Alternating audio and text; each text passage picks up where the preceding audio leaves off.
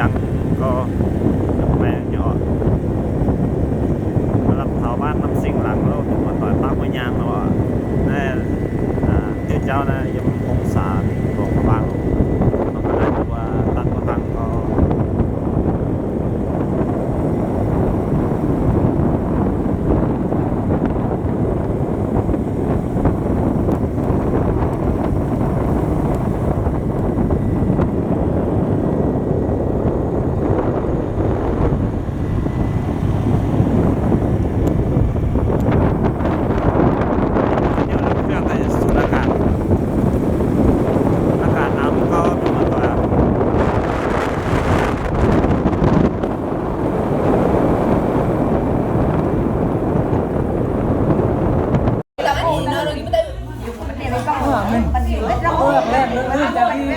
ไปแล้วฮะเลือกแล้วไปลงใจอ่ะเลือกแล้วแต่ไก่ที่ยังฝั่งแต่ไก่เลือกอะไรแล้ว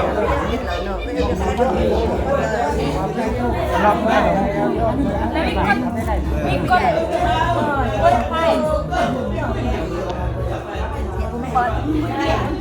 แล้ว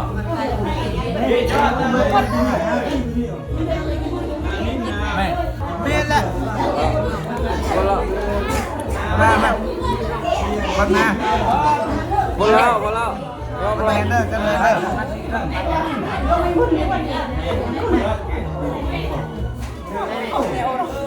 ด้อสมุกกองแนวเสียตอนบ้างผมต่อสายตัวโยอันเจเหลือโซ่เลยอย่ามัวต่อยเดี๋ยวไปช่วยติววัดเนาะแต่จะมาโทษเนี่ยตองนะเพราะติววัดเนาะคณะผู้แถวอย่ามัวต่อยตรงเผลเนาะเพราะซ้ำเนาะวินไห้อ๋ออยู่นะแล้วเราก็hiểu là bây giờ buôn đọc đai đọc đen là bạn này này rồi là hình xị như thế nào đọc đai đọc đen